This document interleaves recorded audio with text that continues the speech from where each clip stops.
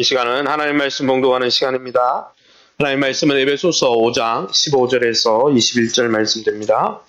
에베소서 5장 15절에서 21절 저와 여러분이 한 절씩 성령을 의식하고 또 성령님을 의지하고 한 절씩 교독하겠습니다.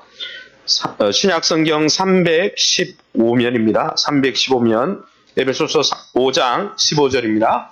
한 절씩 교독하겠습니다. 그런즉 너희가 어떻게 행할지 자세히 주의하여 지혜 없는 자같이 하지 말고 오직 지혜 있는 자같이 하여 세월을 아끼라. 때가 악하니라. 그러므로 어리석은 자가 되지 말고 오직 주의 뜻이 무엇인지 이해하라. 술 취하지 말라. 이는 방탕한 것이니 오직 성령으로 충만함을 받으라. 시와 찬송과 신령한 노래들로 서로 화답하며 너희의 마음으로 주께 노래하며 찬송하며 감사의 우리 주 예수 그리스도의 이름으로 항상 아버지 하나님께 감사하며 함께 있습니다. 그리스도를 경외함으로 피차 복종하라. 아멘. 이 시간에는 세월을 아끼라 라는 제목으로 우리 원로 목사님 나오셔서 말씀 증거해 주시겠습니다.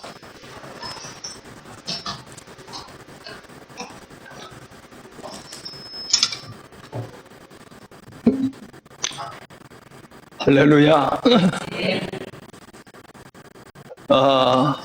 여러분들에게 놀라우신 하나님의 은혜와 평강이 항상 함께 하시기를 간절히 기원합니다. 2024년도 한 해가 다 지나고 오늘이 마지막 주일입니다. 내일 모레가 지나게 되면은 우리 인생의 2024년이라고 하는 그 시간과 세월은 다시 돌아오지 않습니다. 그 다음에 다가오는 새해는 2025년 1월부터 시작이 된다고 있습니다. 우리 인생은 제한되어 있습니다.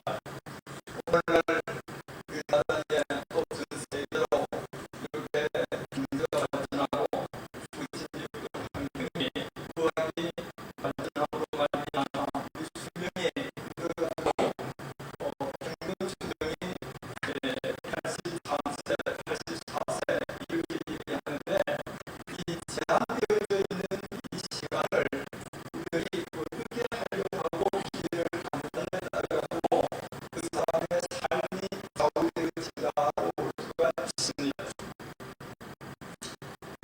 많은 사람들은 지난 세월을 사고 후회하는 사람들이 많이 있습니다. 그래서 오늘 여기 본문에도 보게 되면 따라옵니다. 세월을 아끼라. 때가 아니라 이 세상은 이 크게 하나님이 지배하지만 모든 인자하는 사람들 속에 마귀가 지배하기 때문에 이 마귀가 지배하는 사람들의 그 말과 행위가 전부 지하고 나타나요.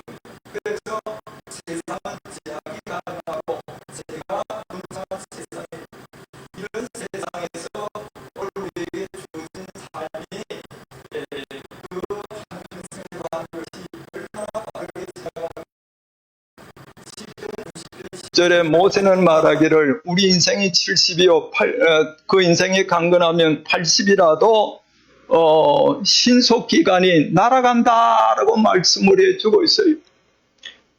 제가 지금까지 살아오면서 느끼는 것을 여러분들도 똑같이 느낄 텐데 언제 이와 같이 이 70이 중반이 넘도록 살아왔는지 한순간에 지난 것 같아요. 그래서 야고보 사도는 말하기를 너 인생이 무엇이냐 너희는 잠깐 보이다가 없어지는 안개라 그랬어요. 모든 인생은 풀과 같고 그 영광은 불의 꽃과 같아서 풀은 시들고 꽃은 떨어진다라고 했습니다. 그림자와 같고 또 우리 인생에 참 한순간에 지나가는 이런 인생을 기회를 잡지 못하고 잊어버리게 되면은 이 후회도 소용이 없는 거예요.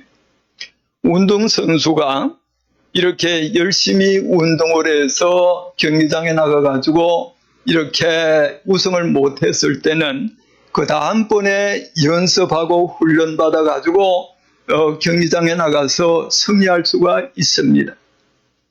그러나 우리 인생은 연습이 없어요. 한 번 지나가 버리면은 그걸로 끝나버리는 겁니다.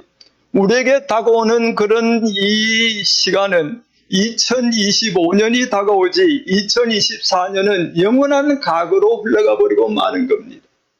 모든 차들은 전부 스피아 타이어를 달고 다녀요. 왜 그런가 하면은 가다가 타이어가 빵꾸 나게 되면은 이 비상으로 예비 타이어를 갈아 끼워 가지고 목적지까지 가기 위해서 스피아 타이어를 이렇게 달고 다니는데 우리 인생은 스피아가 없어요. 한 번 지나온 세월은 그것으로 끝나버리고 마는 겁니다. 그러면은 오늘 우리들이 주어진 인생, 잠시 갔다가 끝이 가는 나그네 인생길, 또 안개와 같고 그림자와 같은 세월을 어떻게 살아야 되는가라고 하는 것을 오늘 우리들이 하늘을 보내면서 한번 돌이켜보고 생각해 볼 수 있는 그런 시간을 가져야 되겠습니다. 예수님은 요한복음 5장 17절에 보면 내 아버지께서 지금까지 일하시니 나도 일한다라고 그랬어요. 우리에게 주어진 시간에 모든 인생들이 이 땅에서 주어진 삶을 영위해 나가기 위해서는 부지런히 일해야 됩니다. 일하기 위해서 태어났다라고 볼 수가 있어요. 그래서 바울은 이 데살로니가 후서 3장 8절에 보면은 나는 다른 사람들에게 음식을 값없이 먹지 아니하고 내 손으로 수고하는 것은 아무에게도 폐를 끼치지 않기 위함이라 그랬어요. 그 다음에 그는 또 말하기를 일하기 싫은 사람은 먹지도 말게 하라 그랬어요. 여러분 이 말이 무슨 말이에요? 일하기 싫은 사람은 살 필요가 없다고 하는 겁니다. 오늘 우리들이 이 땅에서 생존하고 활동을 하기 위해서는 매일매일 음식을 먹어야 됩니다. 과일을 먹어야 되고 채소를 먹어야 되고 이렇게 먹어야 생존하고 활동할 수 있는데 우리에게 주어지는 모든 음식들이 전부 어디서 주어지는가? 내가 수고한 소도로 말미암아 주어진다라고 하는 것을 기억해야 됩니다. 시편 128편 1절에 보면 여호와를 경외하며 그 도에 행하는 자마다 복이 있다라고 그랬으며 내가 수고한 대로 먹을 것이라 내가 복되고 형통하리로다라고 말씀을 해주고 있어요. 잠언 이 10장 4절에 보게 되면은 손이 부지런한 자는 부유하게 되고 손을 게을리 놀리게 되면은 가난하게 된다라고 그랬어요. 게으른 자여 개내게 가서 이 교훈을 받아라 그랬습니다. 또 신명기 12장 9절에 보게 되면은 하나님께서 우리에게 복을 줄 때에 내 손이 수고한 대로 복줌으로 말미암아 내 가족과 더불어 기뻐하며 즐거워하며 살라라고 그랬어요. 그래서 부지런히 일할 때에 오늘 우리들이 이 땅에서 편안하게 생존할 수가 있고 가정을 부양하고 자녀들을 교육시키며 사회생활하는 데 있어서 힘써 여세 동안 일하라고 하는 것을 말씀을 해주고 있습니다. 그 다음에 또 중요한 것이 무엇인가 하면은 오늘 우리가 이 땅에서 사는 이 땅의 기회는 천국에 들어가기 위한 준비하는 삶이라고 하는 사실을 깨달아야 됩니다. 그래서 이사야 55장 6절에 보면 너희는 하나님을 만날 만한 때에 찾으라. 가까이 계실 때에 그를 부르라. 악인은 그 마음을 버리고 또 불의한 자는 그 생각을 버리고 여호와께로 돌아오라 그랬어요. 너그럽게 용서하시고 우리를 불쌍히 여기신다라고 그랬습니다. 또 고린도 후서 6장 2절에 보면은 보라 지금은 은혜 받을 만한 때요 보라 지금은 구원의 날이로다라고 그랬어요. 지금이라고 하는 이 순간 오늘 우리 시간을 생각할 때에 지나온 과거는 이렇게 잊어버려야 됩니다.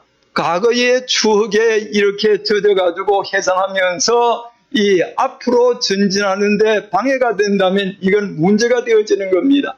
그래서 과거에 실패하고 과거에 좋았던 일에 얽매이지 말고 잊어버리고 그 다음에 미래는 우리의 날이 아니에요. 잠언 27장 1절에 보게 되면 내일 일을 자랑하지 말라. 한날에 무슨 일이 일어날는지 내가 알 수 없음이니라 그랬습니다. 그래서 오늘이라고 하는 이 순간에 이 땅에 사는 동안 내가 하나님과 어떤 관계를 가지고 살고 모든 사람들과 어떤 관계를 가지고 사느냐, 이것이 중요하다고 하는 것이에요. 그래서 오늘 우리들이 열심히 일하면서 부자 되는 것 좋지요. 또 우리들이 풍요로운 삶을 사는 것 좋다 이 말이에요. 그 다음에 그거 가지고 어떻게 살아가야 되느냐. 예수님께서는 요한복음 6장 27절에 보면 썩는 양식을 위해서 일하지 말고 영생하도록 있는 양식을 위해서 일하라 그랬어요.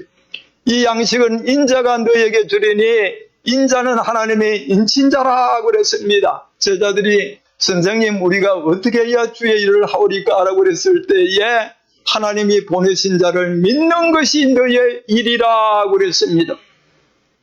갈라디아서 6장 7절에 보면은 속지 말라. 하나님은 만물이 여김을 받지 아니하니 사람이 무엇으로 심든지 심은 대로 거둔다라고 그랬어요. 육체를 위하여 심는 자는 육체로부터 썩어질 것을 거두고 성령을 위하여 심는 자는 성령으로부터 영생을 거둔다라고 그랬어요. 여러분, 썩는 양식이 뭐예요? 썩는 양식은 아까도 말씀드렸지만 열심히 일하고 사업해서 돈 버는 것이 이게 썩는 양식입니다. 여기만 붙잡히고 여기만 얽매 있고 하나님을 잊어버린다면 그 인생은 실패하는 인생이에요. 우리가 잘 아는 대로 부자와 나사로의 사건을 볼 때에 부자가 아무리 부유하며 즐기며 행복한 삶을 살았다 할지라도 죽어가지고 지옥에 같아서 지옥에 들어가서 고통받는 그 삶은 우리가 생각해 볼 수가 없습니다. 여의치 못한 환경 속에 산다고 할지라도 날마다 주님을 모시고 믿음으로 말미암아 속사람이 자라고 성장해서 예수 닮고 예수 본받아 사는 삶이 오늘 우리에게 가장 이렇게 요구되어진다고 하는 겁니다.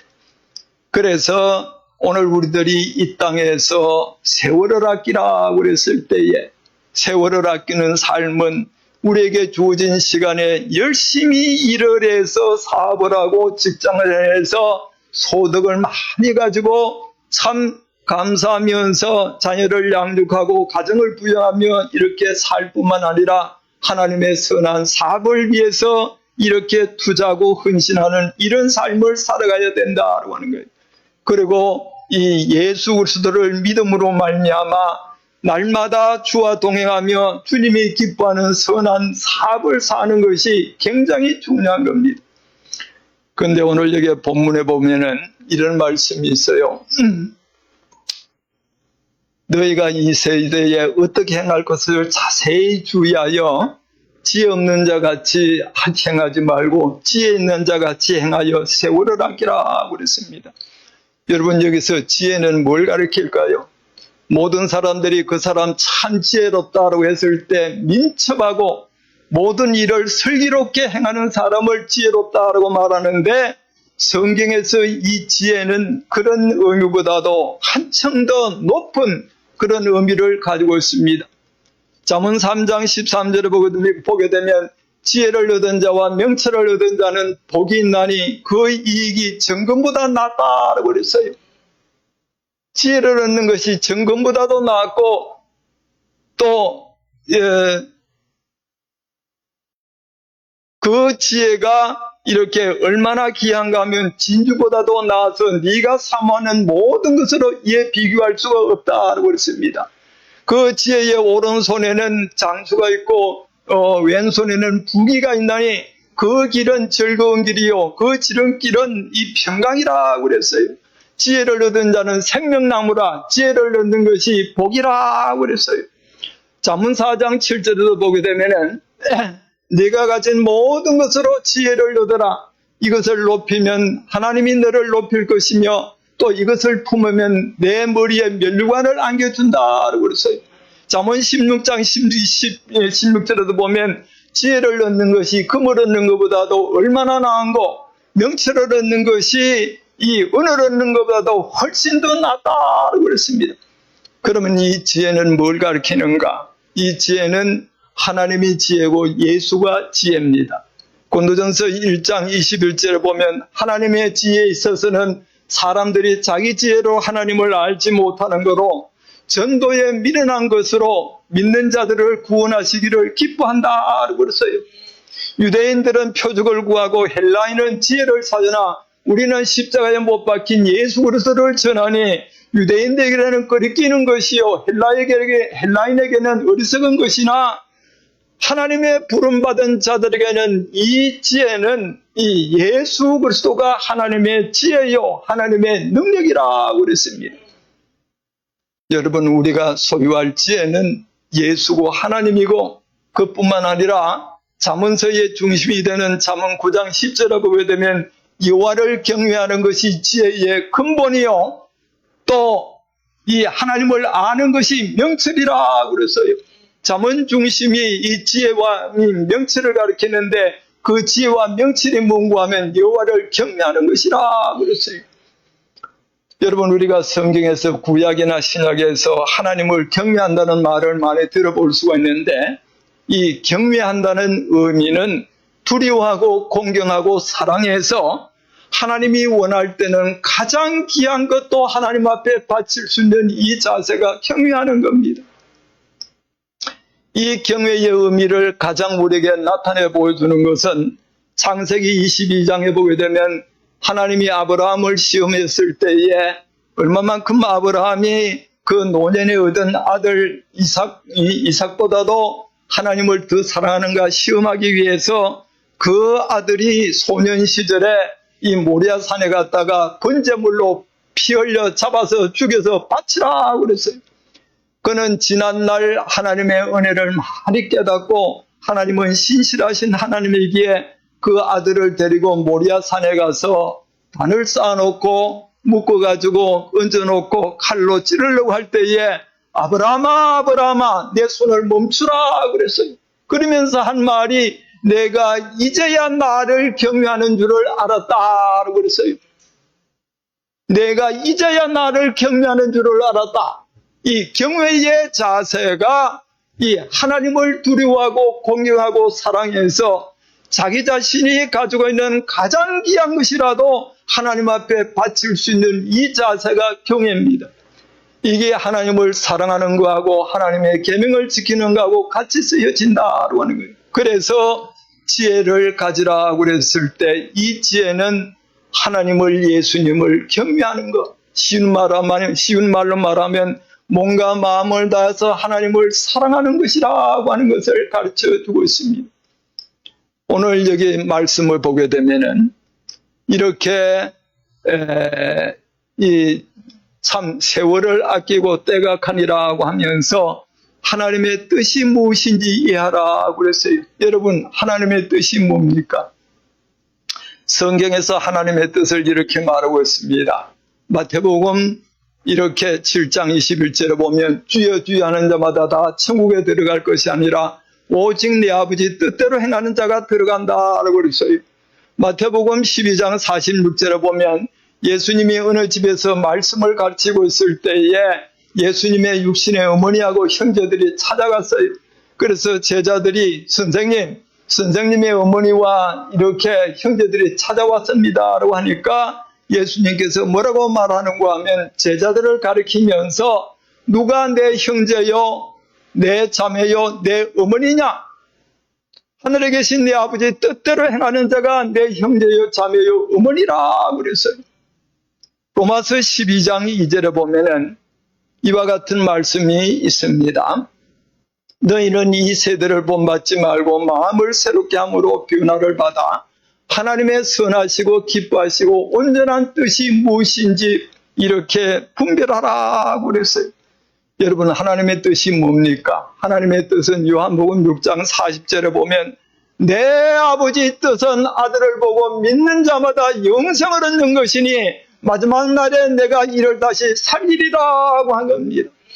주 예수를 믿으라 그리하면 너와 내 집이 구원을 얻으리라고 말씀을 해주고 있어요. 예수를 믿는 것, 예수를 믿고 하나님의 자녀 되는 것. 여러분, 성경에서 가장 이 믿음의 정의를 잘 우리에게 설명해 주고 있는 것이 요한복음 1장 8절에서 이렇게 13절까지인데 거기 보게 되면은 이렇게 말씀하고 있어요. 각 사람에게 비치는 빛이 있으나니 그가 세상에 계셨으며 세상은 그로 말미암아 지음을 받았으되 세상이 그를 알지 못하더라 그랬어요. 그가 자기 백성에 오매 영접하지 아니하였으나 영접하는 자 곧 그 이름을 믿는 자들에게는 하나님의 자녀되는 권세를 주셨으니 이는 힘으로나 능력으로나 사람의 뜻으로 하지 아니하고 오직 하나님께로부터 난 자들이라 그랬어요. 여러분, 믿음이 뭡니까? 믿음은 하나님 예수님, 우리 주님이 이 땅에 오셔가지고 우리와 더불어 살면서 천국 복음 전하며 가르치고 치료하시면서 이렇게 우리 인간을 섬기시다가 때가 되어져서 십자가에 피 흘려 죽으셨다가 부활 승천하시고 그 다음에 성령으로 오신 이 예수 그리스도를 내 마음속에 인격의 중심이 되는 내 마음속에 주인으로 왕으로 하나님으로 모시고 의지할 때에 보혈의 공로로 제사함 받음과 동시에 우리를 지배하던 마귀가 쫓겨가고 성령의 역사로 죽었던 영혼이 새 생명으로 태어나서 거듭난 자녀가 이게 하나님의 자녀가 되는 겁니다. 여러분, 이렇게 예수 믿고 거듭났을 때에 그것으로 끝나는 것이 아니라 주의 성령이 우리 몸을 성전 삼고 계시면서 속 사람을 자라게 하는 거예요. 자라게. 그래서 이 교회를 통해서 자라게 하는데 이 에베소서 4장 거기 11절 이하에 보면 어떤 사람은 오늘날 이 교회와 이렇게 편제가 달라가지고 어떤 사람은 사도로, 어떤 사람은 선지자로, 어떤 사람은 복음 전환자로, 어떤 사람은 목사와 교사로 주셨으니 이는 성도를 온전케 하며 또 이렇게 이 섬기는 봉사하는 삶을 살고 교회를 세우려 하십니다. 우리가 예수를 믿는 것과 아는 일에 하나 되어져서 온전한 사람을 이루어 그리스도의 장성한 분량에 이르기까지 자라갈지니라 그랬어요. 우리가 예수를 모시고 믿음으로 말미암아 성령이 하나님의 말씀을 가르치고 깨닫게 해서 속 사람이 자라가지고 온전케 되어진다라고 하는 것은 하나님처럼 예수님처럼 자라가지고 원수까지 사랑할 수 있는 그런 단계까지 나아가는 것을 가르치는 겁니다. 그 다음에 말씀을 보게 되면 우리가 어린아이가 되지 않기 위해서 사람의 속임수와 또한 악한 자의 유혹과 좋지 못한 교훈의 풍조에 밀려가지 않기 위해서 사랑 가운데서 참된 것을 행하여 사랑 가운데서 선한 삶을 살아 그에게까지 자랄지니 그는 머리니 곧 그리스도라 그랬어요. 그로부터 온 몸이 각 마디를 통해서 연결하고 통합해서 자라고 성장해서 이 사랑 가운데서 세워져 간다고 그랬습니다. 여러분, 우리 하나님이 성부, 성자, 성령 하나님이십니다. 서로 떨어질 수가 없고 소외되거나 또 배제시키지 아니하고 서로 협력하면서 사시는데 하나님의 이 본질과 성품, 이 정체가 뭔가? 이게 아가페 사랑이에요. 사랑. 그래서 성경에서 제일 중요한 구절이 요한일서 4장 7절 8절을 보게 되면은 사랑하는 자들아 우리가 서로 사랑하자. 사랑은 하나님께 속한 것이니 사랑하는 자마다 하나님께로 나서 하나님을 알고 사랑하지 아니하는 자는 하나님을 알지 못하나니 하나님은 사랑이시라 그랬어요. 따라봅니다. 하나님은 사랑이시라. 하나님이 어떤 분이냐? 성부, 성자, 성령 하나님, 인격적인 하나님이 그 아가페 사랑은 조건 없는 사랑, 허물과 죄를 덮어주는 사랑, 변함없는 사랑, 아낌없이 주는 사랑, 이게 아가페 사랑인 겁니다. 그래서 이렇게 이 자라갈 뿐만 아니라 교회를 통해서 자라가게 되어지고 그 다음에 하나님의 뜻이 무엇인가 하면 데살로니가전서 4장 3절을 보면 우리 아버지 뜻은 너희의 거룩함이라 그랬어요. 거룩함. 베드로전서 1장 15절을 보면 너희를 부른 하나님이 거룩한 같이 너희도 거룩한 자가 되라 그랬어요.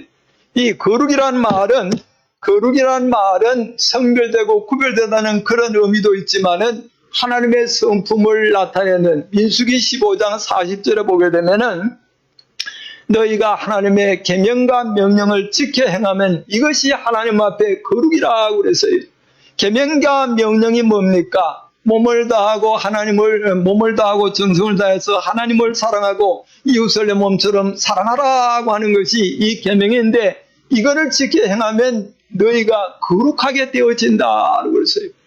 오늘 우리가 교회를 통해서 믿음이 자라갈 뿐만 아니라 그 다음에 우리가 일상 살면서 생활하면서 어떻게 자라가야 되는가 하면은 하나님은 야고보서 4장 8절에 보면 나를 가까이 하라. 그러면 나도 너희를 가까이 하리라 그랬어요.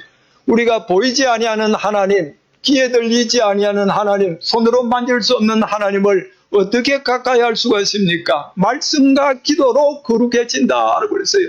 말씀과 기도로. 그래서 늘 이 다윗과 같이 주야로 하나님의 말씀을 읽고 듣고 묵상하고 암송하며 기도했을 때에 성령의 역사에서 거룩하게 하고 우리에게 하나님의 사랑을 부어준다고 하는 것을 말씀을 해주고 있습니다. 오늘 이 자리에 참석한 여러분, 우리 하나님의 뜻이 무엇인가? 하나님의 뜻은 예수를 믿음으로 말미암아 거듭난 자녀가 교회를 통해서 자라가고 또 일반 생활을 통해서 말씀과 기도로 자라갈 뿐만 아니라 이렇게 자라가서 하나님의 사랑이 우리 마음속에 있을 때 그 다음에 하나님의 뜻이 무엇인가 하면 데살로니가전서 5장 16절에서 18절에 보면 항상 기뻐하라, 쉬지 말고 기도하라, 범사에 감사하라. 이는 너희를 향하신 그리스도 예수 안에서 너희를 향하신 내 아버지 뜻이니라 그랬어요. 자, 오늘날 이 땅에 죄인들이 또 하나님을 떠나서 부패한 인간들이 어떻게 항상 기뻐하며 쉬지 말고 기도하며 범사에 감사할 수가 있습니까? 이거는 천국을 누리는 삶을 가리키는 겁니다. 하나님의 나라는 그리스도 예수 안에서 의와 평강과 희락이라 그랬어요. 하나님의 나라를 누리는 삶이 항상 기뻐하고 쉬지 말고 기도하고 범사에 감사하는 것이라고 하는 것을 오늘 우리들이 명심을 해야 됩니다. 여러분, 지난해는 어떻게 살아왔든지 앞으로 남은 인생 살아갈 때에 하나님의 뜻을 이루어서 날마다 오늘 우리들이 예수를 모시고 말씀으로 주님의 통치와 다스림을 받고 교회를 통해서 하나님 앞에 예배드리고 아름다운 성도의 교제를 나누면서 이렇게 천국을 누려 늘 기뻐하며 즐거워하며 살아가시기를 주의 이름으로 축원합니다. 천국은 하늘나라에 영과 육이 들어가서 누리는 것이 아니라 이 땅에서 주님을 모시고 주님의 통치를 받는 거예요. 뭘로 통치받아? 하나님의 말씀으로 통치받을 때에 통치받는 영역이 뭡니까? 이게 사랑이 우리 가슴 속에 넘쳐난다고 하는 겁니다. 그 다음에 오늘 여기 말씀 보면 중요한 것이 있는데 술 취하지 말라. 이는 방탕한 것이니 오직 성령의 충만함을 받으라 그랬어요. 자, 많은 사람들이 이렇게 여유가 있고 또 여건이 주어질 때에 어떻게 살아야 참 가치 있게 사느냐라고 하는 면에 따라서 이 즐기는 것, 여러분 즐기기 위해서는 사람들이 뭘 찾아? 술을 찾습니다. 술을 찾고 그 다음에는 또 이렇게 죄를 짓는 쪽으로 기울어지는데 여러분 사람이 술에 취할 때에 어떤 현상이 나타나는가 하면 이성의 판단을 흐르게 정신을 혼미케 해가지고 일상생활을 못하게 하는 것이 술 취한 사람입니다. 가정에 아들이나 남편이나 아내나 날마다 술 취하는 사람이 있다면 그 가정은 모든 식구들이 고생하게 되어지는 겁니다. 그래 왜 안 그래? 이 보통 문제가 아니에요. 그래서 술 취하지 말고 반대로 어떻게 해야 되는가? 오직 성령의 충만함을 받으라 그랬어요. 어떤 사람들은 성경에 술 취하지 말란 말이 없다라고 하는데 사실 그런가요? 잠언 23장 29절에 보면 이런 말씀이 있어요. 지향이 어디서 나오느냐? 근심이 어디서 있느냐?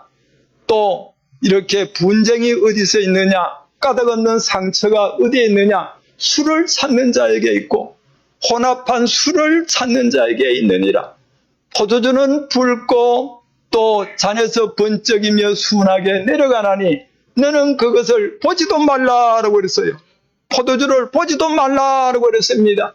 그것이 나중에는 뱀같이 물고 독사같이 쏘아가지고서 눈에 개의한 것이 보일 것이며 또 내 입으로는 구번 말을 하게 되어지고 바다에 누운 자 같고 돛대에 누운 자 같아서 사람이 나를 때려도 아프지 아니하고 상처를 줘도 감각이 없다 하는도다. 내가 언제 다시 깨어서 술을 찾을까라고 하는 겁니다. 이것과 대조적으로 성령의 충만함을 받으라 그랬어요. 자, 여러분 성령 충만을 많이 듣는데 이 성령 충만이 뭔가? 성령이 예수고 성령이 하나님이고 성령이 말씀이에요. 자, 성령 충만은 이거는 성령 충만을 받으라고 그러는데 이게 말씀 충만, 예수 충만입니다. 그러면은 이 성부, 성자, 성령, 말씀 충만이라고 한다면 성부, 성자, 성령의 본질과 성품, 정체가 무엇인가 하면 아가페 사랑이에요. 사랑. 성령 충만이라 그랬을 때 무슨 신비한 체험을 하는 것이 아니라 하나님의 사랑이 내 가슴 속에 충만히 흘러나르는 것을 말하고 있는 겁니다. 그래서 여러분들이 성령 충만 받기 위해서는 어떻게 해야 되는가? 말씀과 기도로 날마다 교제하며 사귐을 가질 때에 하나님이 우리에게 사랑을 부어줘. 이것이 충만해서 넘쳐 흐를 때에 이 현상이 성령의 열매로 나타나는 겁니다. 성령의 열매가 뭐예요? 사랑이에요. 사랑. 이 본질의 사랑에서 희락과 화평과 오래 참음과 자비와 양성과 충성과 온유와 절제가 나타나는 것이라고 하는 것을 말씀을 해주고 있습니다. 그래서 이 믿음 충만한 사람, 성령 충만한 사람은 다 예수를 위해서 복음을 전하다가 다 죽어. 스데반 집사가 그렇고 바울이 그렇고 초대교인들이 이 사랑의 도취가 되어지고 사랑의 몰입이 되어지고 이 사랑이 그 가슴 속에 충동을 일으켜서 다 주를 위해 복음을 증가하다가 헌신하는 삶을 사는 겁니다. 믿음 충만한 사람은 결국은 이 하나님의 사랑이 충만하게 우리 가슴 속에서 넘쳐나는 것을 나타내 보여주고 있습니다. 이렇게 성령이 충만할 때 어떤 결과가 주어지는가? 그 뒤에 보게 되면은 시와 찬미와 신령한 노래들로 서로 화답하며 마음으로 주께 노래하며 그 다음에 항상 범사에 우리 주 하나님 앞에 감사한다 그랬어요. 이 똑같은 내용을 골로새서 3장 16절에 보면 그리스도의 말씀이 너희 속에 충만하여 피차 가르치며 건면하며 시와 찬미와 신령한 노래를 부르고 감사하며 무슨 일을 하든지 주의 이름으로 하라고 하고 항상 감사하는 자가 되게 하라 그랬어요. 여러분 우리가 성령 충만할 때에 결국은 이 두 가지로 나타나는데 사랑 충만할 때에 우리가 우리 몸이 주님이 값주고 사신 몸이라 그랬어요. 내 몸으로 하나님 영광 돌려드리라 그랬습니다. 여러분 우리가 주님 피값으로 산 몸이 어떻게 하나님 영광 돌려드릴 수 있는가? 이 로마서 12장 그게 1절을 보게 되면 내가 하나님의 자비하심으로 너희를 권하노니 너희 몸을 하나님이 기뻐하시려거는 거룩한 산제물로 드리라 그랬어요. 구약의 제물은 잡아가지고 피를 흘려 번제로 드렸지만은 신약의 하나님 앞에 드려야 될 제물은 내 몸이 이게 내 것이 아니라 주님 피값으로 산 몸이기 때문에 하나님 앞에 산제사로 드리라 그랬어요. 그 산제사가 결국은 요한복음 4장 22절에 보면 하나님은 영이시니 예배하는 자가 신령과 진리로 예배할지니라. 하나님은 이와 같이 예배하는 자들을 찾으신다 라고 그랬어요. 여러분 우리는 이 교회에서 예배드리는 이 예배에 목숨을 걸어야 됩니다. 여러분 몸과 마음을 다하여 하나님을 사랑하라 그랬을 때 그 사랑하는 행위의 표현이 무엇인가 하면 이게 예배로 나타나는 겁니다. 예배 드릴 때에 어떤 자세를 갖는가 하면 마음을 다해서 찬양하고 마음을 다해서 감사하고 마음을 다해 기도하고 마음을 다해 예물을 드리는 거예요. 신명기 16장에 보게 되면은 이스라엘 백성들이 1년 3차 이 절기를 지킬 때에 6월절과 맥주절, 수장절, 절기를 지킬 때에 모든 남자들은 예루살렘 성전에 와서 하나님 앞에 제사드리라 그랬어요. 그때 제사할 때에 빈손 들고 오지 말고 예물을 가지고 바치라 그랬습니다. 오늘날도 교회 올 때에 여러분 헌금을 드리지요. 11조 헌금, 감사 헌금, 선교 헌금, 여러 가지 헌금을 드리는데 이 헌금은 내 마음을 다해서 하나님 사랑한다라고 하는 마음을 나타내는 겁니다. 그래서 하나님을 사랑하는 자는 많이 드릴 수가 있고 적게 사랑하는 많이 드리지 못하게 되어진다라고 하는 거예요. 그래서 신령과 진리로 예배를 드리라는 이 말은 성령이 가르치고 깨닫는 대로 몸과 마음을 다해서 정성을 다해 신령과 진리로 예배를 드릴 때에 하나님께서 여기에 복을 준다라고 말씀을 해주고 있는 것이에요. 그래서 그 다음에 하나님을 사랑하는 자는 모든 이웃들을 내 몸처럼 사랑하게 되어집니다. 그 이웃들이 누구예요? 하늘에 계신 우리 아버지여라고 했을 때 모든 사람들이 하나님의 형상 따라 지음받은 하나님의 자녀들이라 이 말이에요. 믿지 않는 사람들은 하나님을 떠나서 길을 잃고 마귀 지배를 받아 지하 가운데서 사는 사람들, 믿는 사람들은 하나님께 돌아온 자녀들. 오늘 우리들은 이웃을 사랑할 때 어떤 태도로 사랑해야 되는가?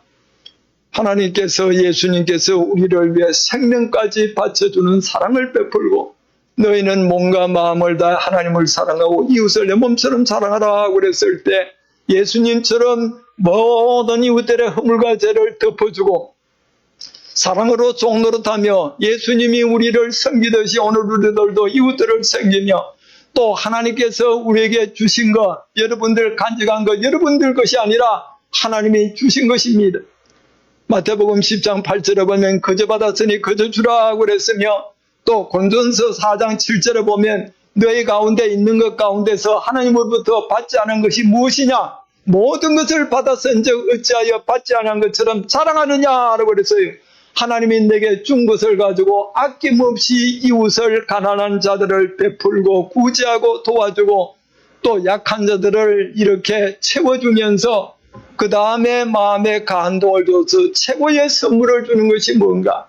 이게 주님의 복음을 전개해서 많은 영혼들을 주께로 돌아오게 하는 겁니다. 한때 기독교 서적 가운데서 선풍적인 인기를 끌고 많은 사람들이 일깨운 책이 있어요.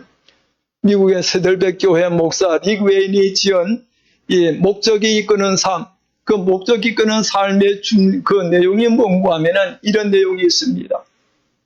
우리가 태어날 때에 모태에서 10개월 이렇게 머물다 태어나는 것은 3개월, 4개월 있다 태어나게 되면 사회생활을 못하니까 10개월 있다 태어나는 것은 이 땅에서 충분히 살아갈 수 있도록 이 태중에서 자라서 태어나고 이 땅에서 70년, 80년 사는 목적은 하나님의 나라 들어가기 위한 목적이라고 하는 것이에요.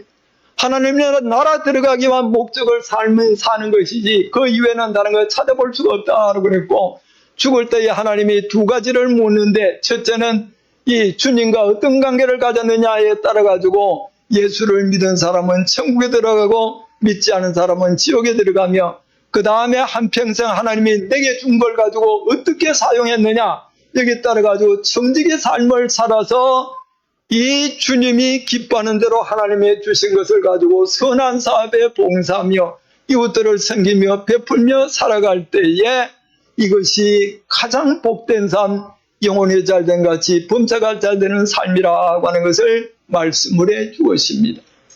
오늘 이 말씀을 정리해 봅니다. 자, 너희가 이 세대에 어떻게 행할 것을 자세히 주의하라. 지혜 없는 건 지혜 없는 자가 자지 말고 지혜 있는 자가 자여 세월을 아끼라. 때가 가니라 그랬습니다. 세월을 아끼라는 삶은 우리에게 주어진 기회를 헛되게 보내지 말고 기회를 포착해서 부지런히 일하고 그 다음에 부지런히 일해서 주어진 소득 가지고 그 다음에 할 일이 무엇인가? 썩는 양식을 위해서 일하지 말고 영생하도록 있는 양식을 위해서 일하라 그랬어요. 부지런히 열심을 품고 교회에서 예배를 드리며 성도의 아름다운 교제를 나누며 하나님의 말씀을 삼으면서 속사람이 자라고 성장해서 하나님 앞에 예배 드리고 예배 중심으로 삶을 살고 그 다음에 이웃들을 내 몸처럼 사랑하여 그 모든 이웃들을 섬기며 베풀며 구제하며 저들의 마음에 감동을 주어 주의 복음 증가하여 주 앞으로 인도하는 삶을 사는 것, 이것이 최고의 삶이라고 하는 겁니다. 그래서 목적이 끄는 삶의 그 결론이 뭔가 하면 몸과 마음을 다해서 내 하나님을 사랑하고 이웃을 내 몸처럼 사랑하며 너희는 가서 모든 족속으로 아버지와 아들과 성령 이름으로 세례를 주고 내가 너희에게 분부한 모든 것을 갖춰 지키게 하라고 하는 것이에요. 그래서 바울은 이것을 가리켜서 믿음, 소망, 사랑 이 세 가지는 항상 있을진데 그 중에 제일은 사랑이라 그랬어요. 여러분 한마디만 하겠습니다.